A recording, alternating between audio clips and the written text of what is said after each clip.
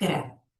Mina olen Merje Roomet Maksu- ja Tolliametist ja täna räägime Eesti inimese välisriigi tulu deklareerimisest ja maksustamisest Eestis. Üldiselt mõne sõnaga välisriigi tulu maksustamise reeglitest. Eesti inimene peab oma Eesti tuludeklaratsioonis näitama ka välisriigi tulu. Seda isegi juhul, kui välisriigis on juba tulumaksu makstud. Välisriigi tulule on Eesti tuludeklaratsioonis Eesti tuludest eraldi tabelid, kus näidatakse ainult välisriigi tulu. Välisriigi tulude tabelites on see erinevus, et välisriigi tulumaksule on jäetud eraldi lahtrid. Kui välisriigi tulumaksu ei ole makstud või selle kohta puudub tõend, siis võib jätta ka välisriigi tulumaksu lahtri täitmata. Samas, kui esialgu on jäetud välisriigi tulumaks täitmata, kuna puudub tõend, siis on võimalik juba esitatud tuludeklaratsiooni hiljem uuesti avada ja parandada ning vähemalt 3 aasta jooksul lisada välisriigi tõendi alusel välisriigi tulumaks, mis siis aitab topeltmaksustamist vältida Eestis. Üldreegel on ka see, et kui välisriigi tulumaks makstakse välisriigis tulu saamisest erineval maksustamisperioodil, siis välisriigi tulumaks kantakse selle aasta tuludeklaratsiooni, millal tulu saadi. Ehk et kui praegu räägime 2025. aasta tulust, et kui sellelt 2025. aasta välisriigi tulult on välisriigis tulumaks makstud 2026. aastal, siis tuleb see välisriigi tulumaks kirjutada just 2025. aasta tuludeklaratsiooni välisriigi tulumaksu kõrvale. Et ilusti välisriigi tulu ja sellelt tasutud tulumaks oleksid samas deklaratsioonis. On võimalik, et välistulu saadakse eurodest erinevas valuutas, näiteks Rootsi kroonid või Taani kroonid ja nii edasi. Et siis sellisel juhul on osa välisriigi tulutabelitest nagu tabelid 8.1 ja 8.8 võimalik täita ka selles välisvaluutas. Samuti, kui on välisriigis tehtud sotsiaalkindlustuse makseid, mida täidetakse tabelisse ka 9.3 ehk siis kulud, mida arvatakse maha tuludest, siis neid tabeleid saab täita tõendi alusel ka välisvaluutas. Nüüd ülejäänud välisriigi tulude tabelid, mis jäävad sinna vahele 8.1 8.8, saab täita ainult eurodes, kuid sellegi poolest on nendes tabelites olemas tulusumma ja kinnipeetud või tasutud tulumaksu summa juures selline väike märgikene. Kui selle peale vajutada, siis avaneb selline valuutakalkulaator, kus saab siis tulu saamise või tulumaksu kinnipidamise kuupäeva seisuga sisestada see summa ja valuuta ning arvutada õige eurokursi alusel välisriigi valuuta eurodesse. Kuidas siis toimub välisriigi tulu topeltmaksustamise vältimine, kui on juttu sellest, et isegi juhul, kui välisriigis on tulumaks makstud, peab Eestis siiski veel välisriigi tulu deklareerima. Tulumaksuga topeltmaksustamist välditaksegi Eesti tuludeklaratsioonis, kus arvutuskäigus võetakse välisriigi tulumaks arvesse Eestis tulumaksuga topeltmaksustamise vältimiseks. Kuna Eesti andmebaasides ei ole välisriigi tulumaksu kohta andmeid sellisel kvaliteetsel kujul, et neid saaks eeltäita või tulevad need andmed hiljem meie Eesti tuludeklareerimise perioodist, siis peab välisriigi tulumaksu kohta inimesel olema olemas tõend. Teatud juhtudel piisab kinnipidaja tõendist, kuid võimaluse korral on alati eelistatud välisriigi maksuameti kinnitatud tõend. Sobib ka näiteks maksuotsus, mis ei ole täpselt konkreetselt pealkirjaks tõend, aga ka sarnased dokumendid, mis võimaldavad siis välisriigi tulumaksu tuvastada ja tõendada, need sobivad. Nii, kui palju siis välisriigi tulumaksu Eestis arvesse võetakse tulumaksuga topeltmaksustamise vältimiseks? Välisriigi tulumaks peab eelkõige olema kooskõlas välisriigi seadusega, aga ka välislepingutega, Näiteks kui Eesti on sõlminud selle välisriigiga tulumaksuga topeltmaksustamise vältimise lepingu, siis välisriigi tulumaks peab olema selle maksulepinguga kooskõlas, et see Eestis võetakse arvesse. Kohe räägime sellest ka pikemalt edaspidi. Need Eesti ja teiste riikide vahel sõlmitud kahepoolsed riikidevahelised tulumaksuga topeltmaksustamise vältimise ning maksudest kõrvalehoidmise lepingud, mida ma nimetan siin täna siis maksulepinguteks, on sõlmitud enam kui 60 riigiga. Selle nimekirja ja kõik need terviktekstid leiate te Rahandusministeeriumi veebilehelt, kui te lähete siit seda teed pidi. Seal on nende pealkirjaks topeltmaksustamise vältimise lepingud ning siin on riikide kaupa võimalik siis selle lingi kaudu, mis on siin punasega märgitud, minna tekstile nii eesti kui inglise keeles. Et neid on siis üle 60 neid maksulepinguid. Siin on toodud lihtsalt algus, et see pilti näidata. Kogu nimekirja siin näha ei ole. Siis nende lepingutest räägin ka natukene järgmistel slaididel pikemalt. Lisaks sellele, et on olemas maksulepingud, on olemas ka teistmoodi välislepingud, ehk et kui Eesti ühineb rahvusvahelise organisatsiooniga, nagu seda on näiteks ÜRO, Ühinenud Rahvaste Organisatsioon või UNESCO või Maailmapank ja nii edasi. Sellisel juhul sõlmib Eesti selle rahvusvahelise organisatsiooniga välislepingu. Selline välisleping avaldatakse Eestis riigiteates, kus on võimalik need välislepingud leida ja olenevalt siis rahvusvahelisest organisatsioonist on nendes välislepingutes eraldi sätted nende organisatsioonide ametnike tulumaksuvabastusest. Et kui selline tulumaksuvabastus on riigiteates ilmunud välislepingus ette nähtud, siis seda tulumaksuvabastust saab Eestis kohaldada. Sellegipoolest, kui tegemist on Eesti inimesega, kes on siis ametnik ehk siis töölepinguga töötaja sellistes rahvusvahelistes organisatsioonides, peab ta siiski nimetatud tulu Eesti tuludeklaratsioonis deklareerima. Selleks on eraldi tabel 8.8, kus on siis tulu, mida välislepingu alusel Eestis ei maksustata, ehk et tulumaksukohustust sellelt ei teki, aga deklareerima selle tulu peab Eesti tuludeklaratsioonis. Kui nüüd sellist välislepingut ei ole riigiteates ilmunud, siis sellisel juhul Eestis maksuvabastust automaatselt ei ole, pelgalt sellest, et inimene saab tasu rahvusvahelisest organisatsioonist. Lisaks peaks tähelepanu pöörama ka sellele, et kui rahvusvaheline organisatsioon maksab eksperdile näiteks võlaõigusliku lepingu alusel tasu, et tegemist ei ole selle organisatsiooni ametnikuga, siis ka ei ole tavaliselt Eestis maksuvabastust sellisele tasule ette nähtud. Eraldi on olemas ka Eesti ühinemisel Euroopa Liiduga kokku lepitud maksuvabastus neile ametnikele, kes töötavad Euroopa Liidu ametites Brüsselis, Strasbourgis ja nii edasi. Et sellistel inimestel on olemas eraldi tõend, kus kinnitatakse, et nad on Euroopa Liidu vastava ameti ametnikud, kellele kohaldub siis maksuvabastust selle Eesti Euroopa Liiduga ühinemise lepingu lisast ja sellistel Euroopa Liidu ametnikel puudub siis kohustus oma Euroopa Liidu ametist saadava tasu deklareerimiseks Eestis, et nad ei pea seda Euroopa Liidu ameti töötasu Eestis deklareerima. Selle kohta on meil ka veebilehel eraldi juhend, mis on võimalik leida palgatulu alampealkirja alt. Kui nüüd üldiselt rääkida veel välisriigi tulu topeltmaksustamise vältimise reeglitest, siis tegelikult on juba tulumaksuseaduses täiesti väga head reeglid olemas, kuidas tulumaksuga topeltmaksustamist vältida.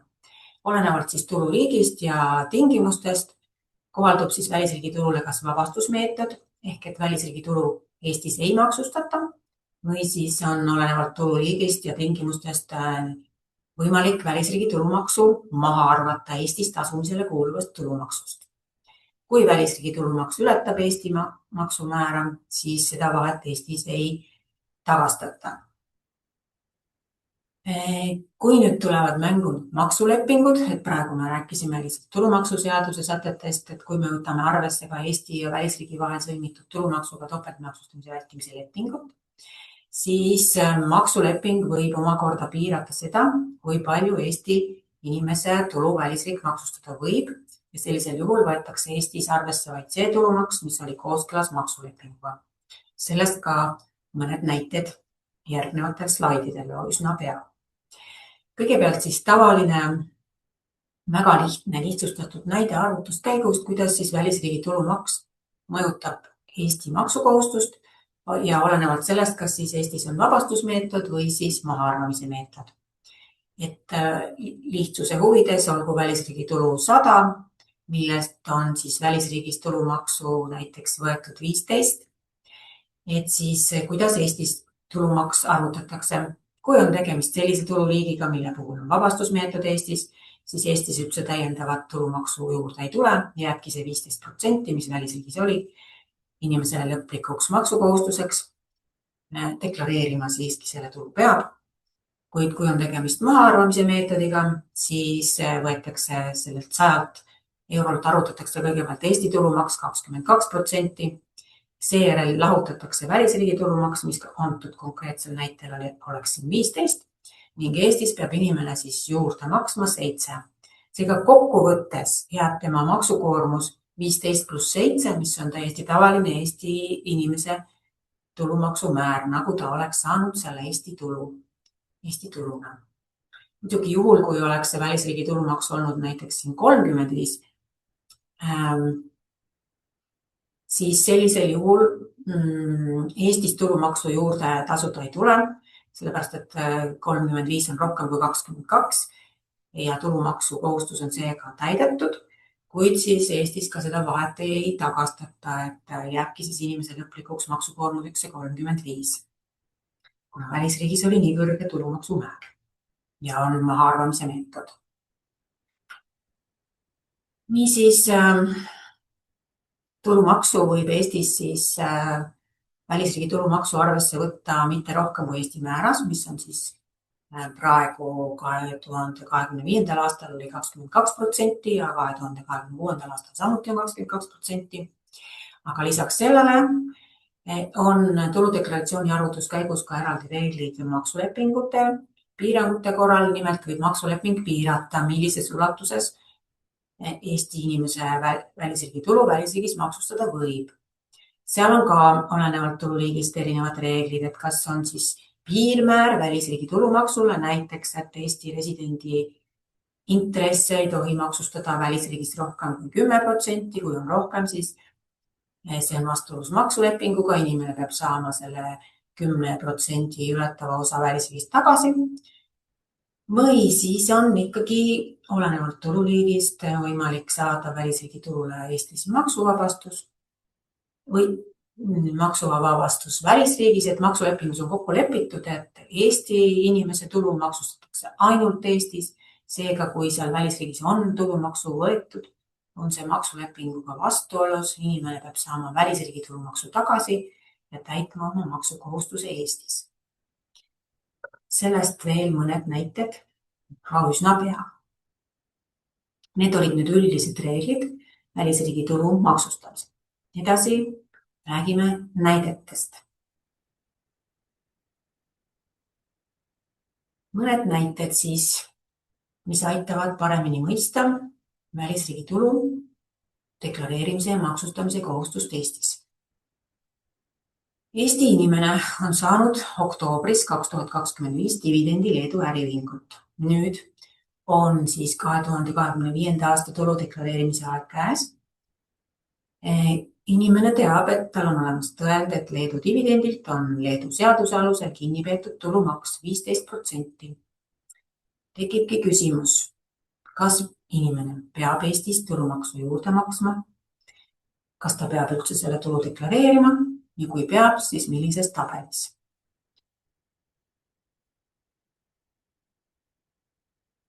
Välisriigi dividend on Eestis tulumaksust vabastatud, kui välisriigis on sellelt dividendi tulumaks kinni peetud või dividendi aluseks olevat kasumilt on välisriigis tulumaks makstud. Kui inimesel on olemas selle kohta tõend, et välisriigis on dividendilt tulumaks kinni peetud või kasum, mis oli dividendi aluseks, on välisriigis maksustatud, siis dividend on Eestis maksuvaba, kuid inimene peab selle deklareerima tuludeklaratsiooni tabelis 8.8, kus on siis tulu, mida Eestis tulumaksuga ei maksustata, kuid mida peab näitama sellegipoolest. Maksulepingu mõju arvestades tuleb siin tähele panna, kas see välisriigi tulumaks oli kooskõlas maksulepinguga või mitte, sest et on päris mitmeid riike, kellega Eesti on sõlminud maksulepingu, milles dividendi maksustamise õigus on ainult Eestil. Ehk seda ka siis peaks arvesse võtma.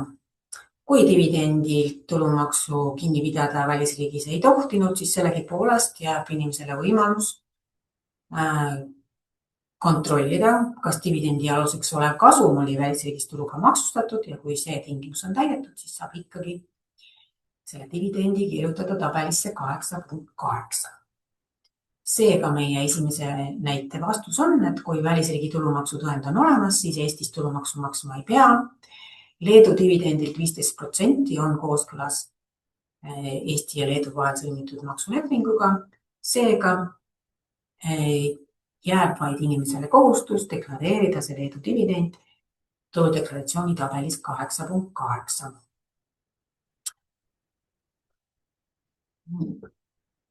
Järgmine näide. Näited on kõik lihtsustatud, et oleks paremini arusaadavad. Täiesti on võimalik, et inimene on seotud tänapäeval 2 erineva riigiga üsna tihedalt ning näiteks Eesti inimene võib töötada päris pikalt kusagil välisriigis. Väga hea näide, et Soomes. Et on juba üle aasta inimene töötanud Soomes. Aga tal on Eesti tööandja, kes ta sinna Soome saatis. Et sellisel juhul on tavaliselt nii, et töötasu on tulumaksuga maksustatud Soomes, kuid näiteks sotsiaalmaks ja töötuskindlustuse maksed, kogumispensionimakse on makstud Eestis. Nii, mida siis teha? Kas inimesel on veel Eestis selle tulu deklareerimise kohustus? Kui jah, siis kuidas? Siin esimene küsimus on see, et kui inimene on väga pikalt välismaal, kas ta jääb veel Eesti maksukohustuslaseks või mitte? Seda on vaja eraldi kontrollida ja tuvastada. Selle kohta on meil ka eraldi juhendid olemas Maksu- ja Tolliameti veebis, kuidas residentsust tuvastada. Kuid oletame, et tema pere ja kodu on jäänud Eestisse, seal Soomes töötamine on siiski selline ajutine, kuigi päris pikaajaline, siis räägime sellest, kuidas see tulu peaks olema Eestis tuludeklaratsioonis deklareeritud. Kui inimene on jäänud Eesti residendiks, kui ta töötas välisriigis vähemalt 183 päeval 12 järjestikuse kalendrikuu jooksul välisriigis ja välisriigis oli see sama tasu, töötasu tulumaksuga maksustatud, kui need 2 tingimust on korraga täidetud, siis sellist töötasu Eestis tõepoolest tulumaksuga ei maksustata isegi juhul, kui inimene on Eesti resident. Kuid inimene peab selle Eestis tulumaksust vabastatud töötasu siiski deklareerima tabelis 8.8. Ja kuigi Eestis on makstud tööandja poolt töötuskindlustusmakset ja kogumispensionimakset, inimene on sotsiaalselt kindlustatud Eestis, kuna ta on Eestiga veel tihedalt seotud, siis sellisel juhul ta ei saa neid sotsiaalkindlustuse makseid Eestis millestki maha arvata, sest lihtsalt tal puudub Eestis tulumaksuga maksustatav tulu. Seega ei ole võimalik ka tulumaksu tagastada, kui tulumaksu Eestis ei ole makstud, siis ei ole lihtsalt midagi tagastada. Veel on siin üks oluline aspekt, millele tähelepanu pöörata, et kuidas neid 183 päeva loetakse, et kui me räägime näiteks 2025. aasta tulu deklareerimisest, siis loomulikult deklareeritakse seal vaid 2025. aastal saadud välisriigi tulu. Kuid päevi loeme me 12 järjestikuse kalendrikuu jooksul, mis ei pea olema kalendriaasta. Ehk et kui inimene läks juba tööle 2023. aastal, siis on ta kindlasti töötanud üle 183 päeva. Aga jah, et siin tasub tähelepanu panna seda, et päevi loetakse siis üle kalendriaastate 12 järjestikuse kalendrikuu jooksul. Ei pea olema need 183 päeva just ühel kalendriaastal.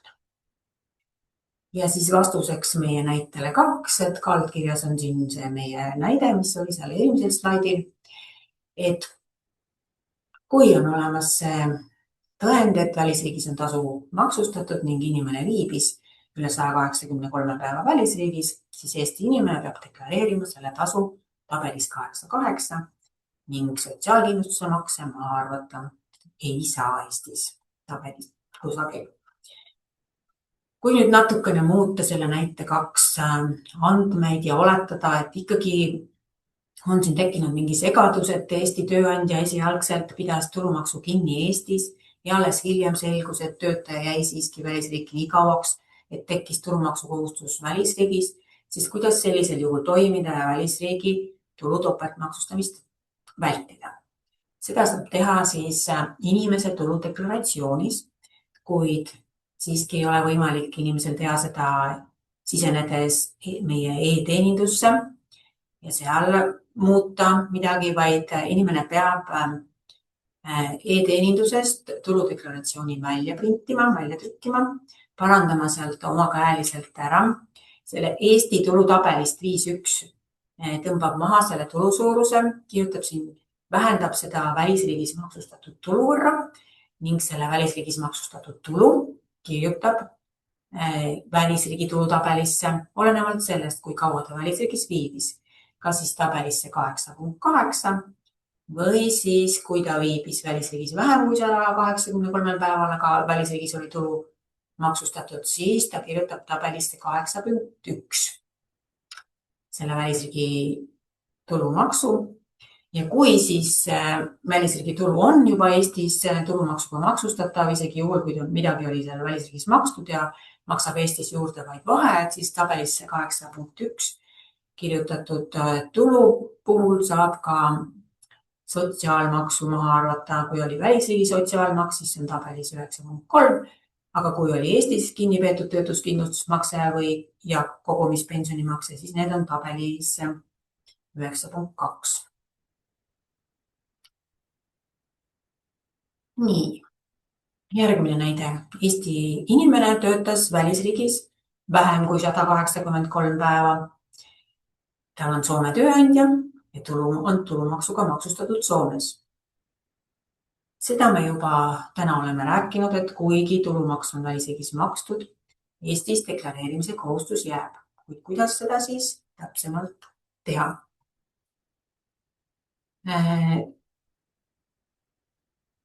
Kui inimene on käinud tööl riigis, kellega Eestil maksuleping puudub, siis kui tal on olemas tõend, et välisriigi seaduse alusel on töötasu olnud välisriigis maksustatud, siis saab ta selle kirjutada tabelisse 8.1, kus välisriigi tulumaks lihtsalt vähendab Eesti tulumaksu. Kui me rääkisime sellest, et inimene töötas välisriigis vähem kui 183 päeva 12 järjestikuse kalendrikuu jooksul. Kui nüüd inimene aga töötas lühemaajaliselt välisriigis ja tegemist on ka riigiga, kellega Eesti on sõlminud tulumaksuga topeltmaksustamise vältimise lepingu, siis me peame välisriigi tulumaksu arvesse võtmisel arvestama ka maksulepingu riigi reeglitega.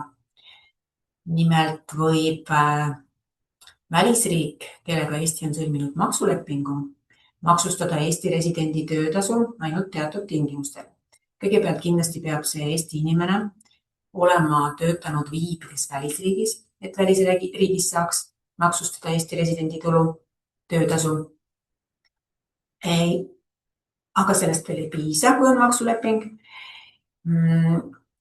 Seal peab olema täidetud vähemalt üks tingimus.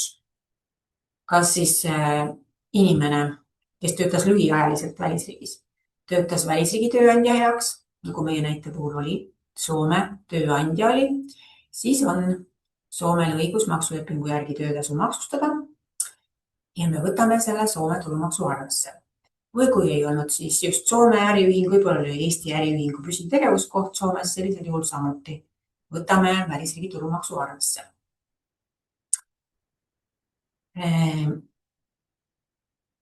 Ja see sobib.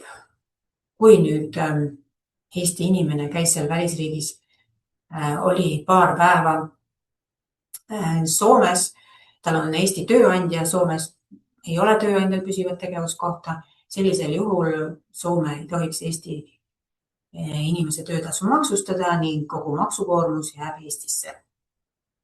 Selline reegel on siis maksulepingutest tulenevalt. Ehk et siis meie tuludeklaratsiooni arvutuskäik võtab ka seda erinevate tululiikide ja riikide puhul arvesse, kas välisriigi tulumaks peaks olema kooskõlas maksulepinguga või mitte. Kui muidugi tulu on õigesse tabelisse õigesti deklareeritud. Niisiis vastus meie näitele. Inimene töötas siis lühiajaliselt välisriigis ja tal oli Soome tööandja, seega oli maksustamine Soomes, tulumaksuga maksustamine Soomes kooskõlas maksulepinguga, siis inimene deklareerib selle töötasu tabelis 8.1, kirjutab sinna Soome tulumaksu, mis arvatakse Eesti tulumaksust maha. Juhul, kui Soome tulumaks oli juba suurem kui Eesti tulumaks, siis midagi juurde maksta tegelikult ei ole vaja. Kui tulumaks oli väiksem kui Eesti maksukohustus, siis peab Eestis juurde maksma tulumaksu, kuigi Soomes on juba ka tulumaksu makstud näiteks. Soome on siin siis lihtsalt näitena, et see kehtib kõigi maksulepingu riikidega. Ja kui on juba töötasu tabelis 8.1, siis saab ka Eestis kinni peetud töötuskindlustusmakse ja kogumispensionimakse maha arvata, kui inimene oli sotsiaalselt kindlustatud Eestis või kui ta oli nüüd sotsiaalselt kindlustatud välisriigis, siis välisriigi sarnase maksu saab ta kirjutada omakäeliselt tabelisse 9.3. Et Eestis kinni peetud töötuskindlustusmakse ja kogumispensionimakse on tavaliselt juba eeltäidetud ja kui tulumaks oli kinni peetud Eestis, siis on ka see juba maksustatavast tulust väljamakse tegemisel maha arvatud, et siit midagi täiendavalt tuludeklaratsioonist tagastada enam ei ole. Järgmiseks siis näide hoopiski väärtpaberite võõrandamise kasu korral. Et kaugemale siis aktiivse tasu liikidest, vaid hoopiski selline passiivne tulu. Inimene on investeerinud, ostnud väärtpabereid ja võõrandanud neid, müünud aktsiaid, osalusi ja nii edasi ja saanud seda väärtpaberite tulu välisriigist. Mida siis teha, kas seda on vaja Eestis deklareerida või kus riiki peaks maksu maksma, kas välisriigi tulumaks läheb arvesse? Tihtipeale võib olla see, et inimesel on olemas selline tõend, kus ühe tõendi peal on nii väärtpaberikasud, võõrandamistehingud, kui ka tal on olemas sama tõendi peal ka dividend välisriigist, mis nende väärtpaberite, näiteks aktsiate pealt on saadud, ja siis on olemas ka tõendi tulumaks, mis on välisriigist kinni peetud.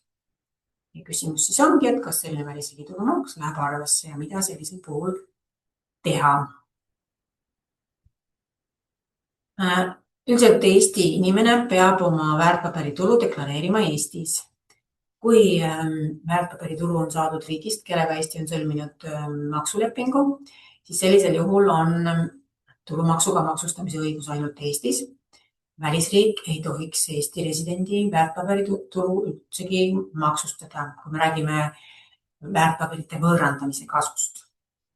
Ehk et kui on mingisugune tulumaks makstud välisriigis, siis see tuleks välisriigist välisriigist tagasi küsida, tõendada ära, et tegemist on Eesti residendiga, esitada vastavad avaldused või deklaratsioonivormid, mis välisriigis on ette nähtud ning küsida välisriigis enam makstud tulumaks tagasi. Sellepärast, et Eestis võetakse arvesse vaid see välisriigi tulumaks, mis on siis maksulepinguga kooskõlas. Ja siis väärtpaberi võõrandamise kasu on üks selline tululiik, mis siis maksulepingute puhul sätestab tuluallika riigis maksuvabastuse ja maksustamise kohustus jääb ainult residendiriiki ehk meie näite puhul siis praegu Eestisse. Kui me vaatame täpsemalt siis meie näidet, et siis Suurbritanniaga on olemas maksuleping Eestis sõlmitud ja seal on kokku lepitud, et selline väärtpaberi võõrandamise kasu on maksustatav ainult Eestis.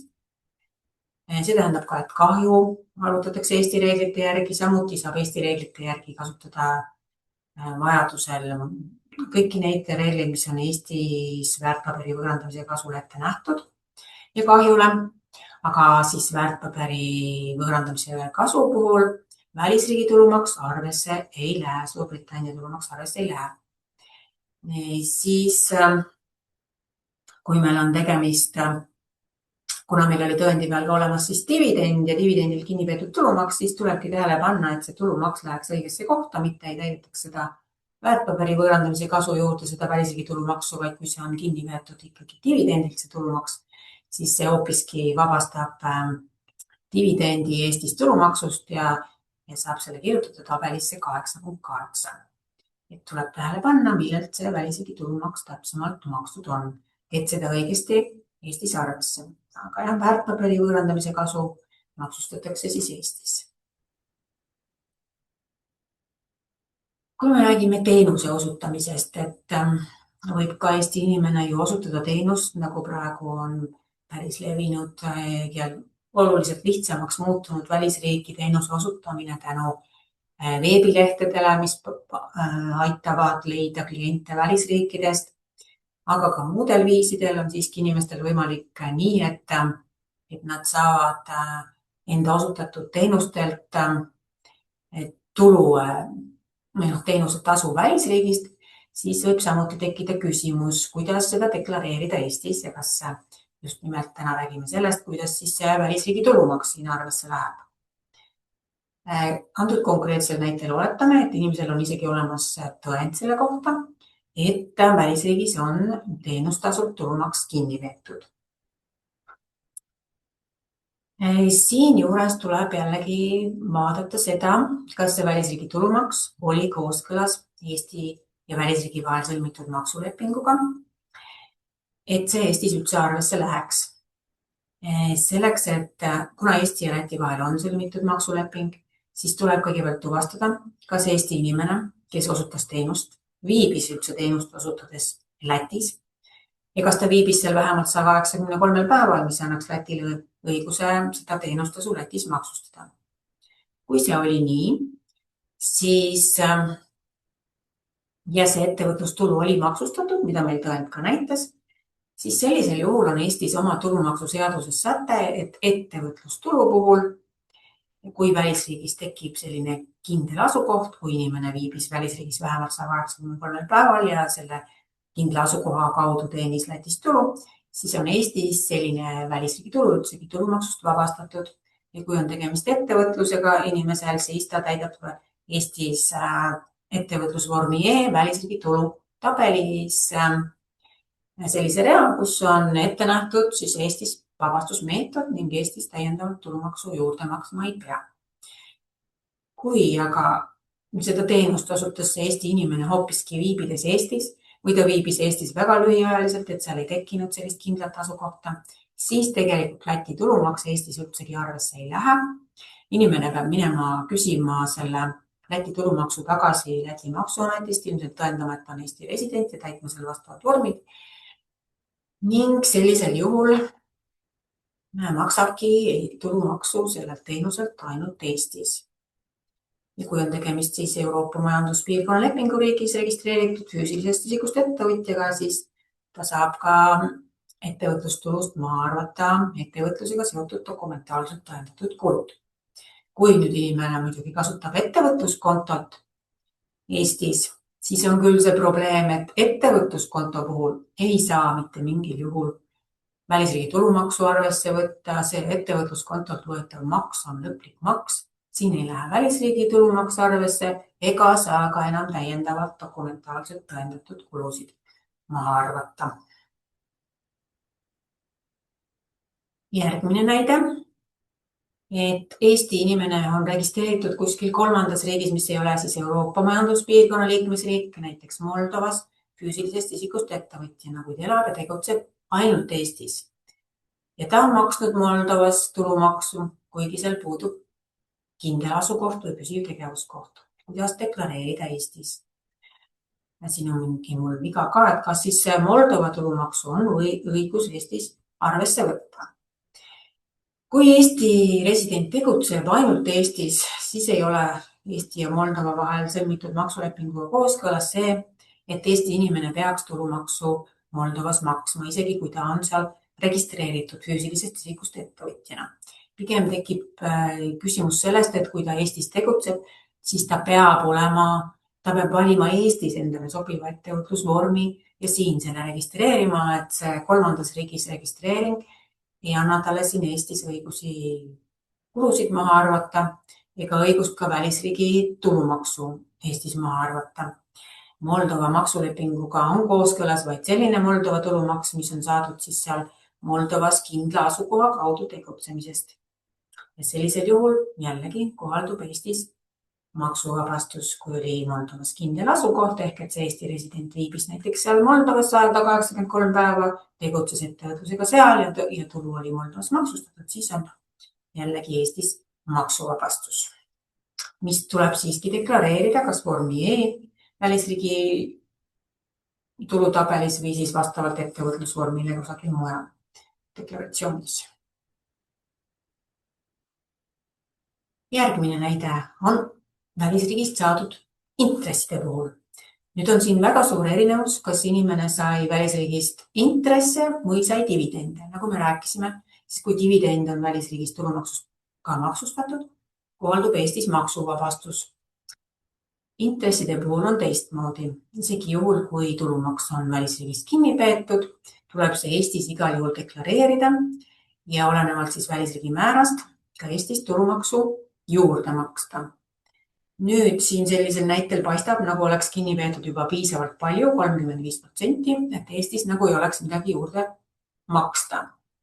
Nüüd tuleb jällegi mängu siin see maksulepingu piirang, ehk et kuna Eesti ja Hispaania vahel on sõlmitud tulumaksuga topeltmaksustamise vältimise leping, siis sellistes maksulepingutes on teatud tululiikide, nagu on passiivsed tulud, litsentsitasu, seadmerenditasu, intress, ette nähtud piirmäär, kui palju Eesti residendi sellist tulu võib välisriigis maksustada. Näiteks litsentsitasu, seadmerenditasu puhul on levinud sellised määrad nagu 10, 7,5, 5% ja osadel juhtudel on lausa ette nähtud, et Eesti residendi litsentsitasu selles riigis maksustada ei või.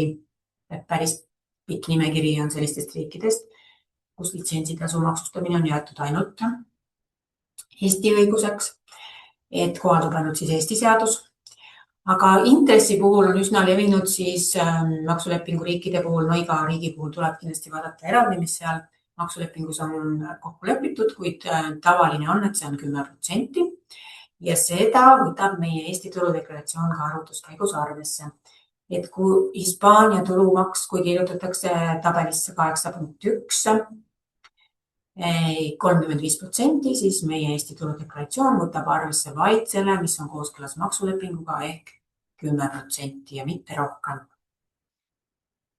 Nüüd, kui me rääkisime teenustasu puhul, et teenustasu puhul ei ole tavaliselt sellist piirmäära, et 10 või 15% on kaks varianti, kas siis välisriigi määr või siis üldse maksuvabastus, siis teatud juhtudel võib olla siin ka erandeid, näiteks India maksulepingus on tehnilise teenustasu puhul võimalik ka see, et ilma kindla asukohata võetakse India tulumaks arvesse 10% ja nii jääb.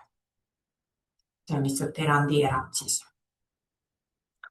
Et kui me vaatame siis neid Hispaaniast saadud intresse, millelt on tulumaks kinni peetud 35%, siis maksulepinguga kooskõlas Hispaania tulumaks on ainult kuni 10%. Hispaania intressid deklareeritakse tabelis 8.1, valides õige tululiigi sealt trippmenüüst. Ja siis, kui nii on tehtud, siis kuigi kirjutatakse näiteks sinna 35%, siis arvesse läheb arvutuskäigus ainult 10%. Seda ületav osa tuleb maksumaksjal tagasi küsida Hispaaniast. Ja Eestis juurde maksta see vahe, mis on 22% miinus 10%.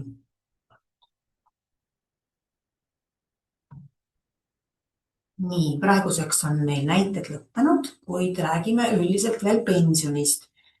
Et kui pensioni saadakse välisriigist, siis Eesti inimesele on see pension Eestis tulumaksuga maksustatav üldiselt. Ja Eesti vanaduspensioniealistel on eraldi maksuvaba tulu, mis siis ei sõltu tulu suurusest ja mis on siis erinev teiste inimeste maksuvabast tulust. aga arvestada tuleb sellega, et see maksuvaba tulu, kui inimene saab ka Eestist pensionit, et see maksuvaba tulu osa võib olla juba Eesti pensionil ära kasutatud, et siis see välisriigi pension jääb siis täielikult Eestis tulumaksuga maksustatavaks, aga olenevalt siis riigist ja tululiigist saab arvesse võtta välisriigi tulumaksu. Aga nüüd see ei loe, et osades riikides on näiteks maksuvaba tulu suurem, et näiteks kui on saadud pension Soomest ja Soomes on pension suuremas ulatuses maksuvaba kui meil see vanaduspensioniealiste maksuvaba tulu, siis arvestada tuleb sellega, et Eestis, kui me maksustame Eesti residendi tulu, kohaldub ikkagi see Eesti maksuvaba tulu määr, isegi juhul, kui pension on saadud välisriigist. Üldreegel on see, et välisriigi tulumaks tõendi alusel vähendab Eesti pensionilt makstavat tulumaksu. Kuid jällegi Eesti ja välisriigi vahel sõlmitud maksulepingutes võib olla kokku lepitud teisiti. Et maksuleping võib keelata jällegi Eesti inimese välisriigi pensioni tulumaksuga maksustamist välisriigis. On otsustatud, et pension maksustatakse ainult Eestis ja sellisel juhul Eestis välisriigi tulumaksu arvesse ei võeta. Sellega tuleb arvestada. Kui on olemas siis maksuleping, siis on üsna tavapärane kõigi riikide puhul, et kui inimene töötas enne pensionile jäämist riigiteenistujana ja ta saab nüüd seda pensionit, mis on riigiteenistujatele mõeldud pension, et siis seda maksustatakse ainult selles riigis, kelle riigiteenistuses ta oli, ehk siis välisriigi teenistuses olles maksustatakse ainult Eestis, ainult seal välisriigis. Ja sellisel juhul tohib inimene kirjutada selle pensioni tabelisse 8.8. Aga see kehtib ainult juhul, kui ta pole Eesti kodanik. Eesti kodanik ja Eesti resident peab ikkagi maksma tulumaksu ainult Eestis, olenemata sellest, et ta oli enne pensionile jäämist välisriigi teenistuses. Nii et siin on siis selline koht, kus maksustamisel tuleb mängu kodakondsus. Et sellised erinevad reeglid siis riigiteenistuse pensioni puhul kohalduvad juhul, kui Eesti ja välisriigi vahel on sõlmitud maksuleping. See on selline üldreegel, mis on peaaegu kõigil maksulepingutel kõigil riikidel ühtemoodi. Nüüd paraku olenevalt riigist on erinevad reeglid juhul, kui inimene ei saa riigiteenistuse pensionit, vaid saab mingit muud seaduse alusel makstavat pensionit. See seaduse alusel makstav pension on olenevalt riigist ja maksulepingust Eestis maksuvaba, kuid deklareerima peab selle tabelis 8.8 ikka ja need riigid, mille puhul see reegel kehtib, on mul siin slaidi peal siis nimetatud. Nagu näha, see on väga lõplik hulk riike ja ülejäänud riikide puhul see reegel ei kehti. Et kuigi on tegemist välisriigi seaduse alusel makstava pensioniga, tuleb see pension ikkagi Eestis ka maksustada. Lihtsalt küsimus on selles, kas see välisriigi tulumaks läheb arvesse või mitte. Üldreegel on see, et välisriigi tulumaks läheb arvesse, kuid mõne riigi puhul võib olla kokku lepitud, näiteks Läti puhul, et igal juhul pension maksustatakse ainult residendiriigis ehk siis Eestis. Selliseid riike on veel. Et siis seda peab iga riigi puhul eraldi vaatama. Ja olenevalt sellest siis pension deklareerida kas tabelis 8.1 ja kirjutada sinna välisriigi tulumaks, kus siis õige tululiigi pensioni puhul ja õige riigi puhul tuludeklaratsioon ise arvestab, kas välisriigi tulumaks läheb arvesse või ei lähe arvesse. Ja siis need riigid, mis olid mul eelmisel slaidil, et seal saab kirjutada siis nende riikide sotsiaalkindlustuse pensioni tabelisse 8.8. Eestis sellelt enam tulumaksu juurde ei maksta, aga deklareerima peab ikka. Nüüd, kui on tegemist mitte tööandja töötamisega seotud pensioniga, vaid pensioniga, mis on saadud inimese enda investeeringute kaudu, vabatahtliku pensioniga, siis selline pension deklareeritakse tabelis 8.6 välisriigi pension. Ja seal on ka olenevalt siis tingimustest, kui inimesel on eluaegne pension perioodiliselt, et see võib olla Eestis üldse maksuvaba ja sellisel juhul seda ei deklareeritagi, et sellele tasub ka tähelepanu pöörata. Aga kui nüüd inimene on asunud vabatahtlikult pensioni koguma välisriigis, kuid näiteks välisriigist lahkunud, saabunud tagasi Eestisse, et siis sellist pensionisambast lahkumist vaadeldakse sarnaselt vara võõrandamise kasuga tulumaksuga maksustamisel ja selline turuliik on maksustatav ainult Eestis. Ka jah, siis tähelepanu pöörata sellele, et pensioni tululiike on tuludeklaratsioonides erinevaid, et kui te valite vale tululiigi, siis võib see maksukohustus oluliselt erineda. Tuleb väga tähelepanelikult seda jälgida.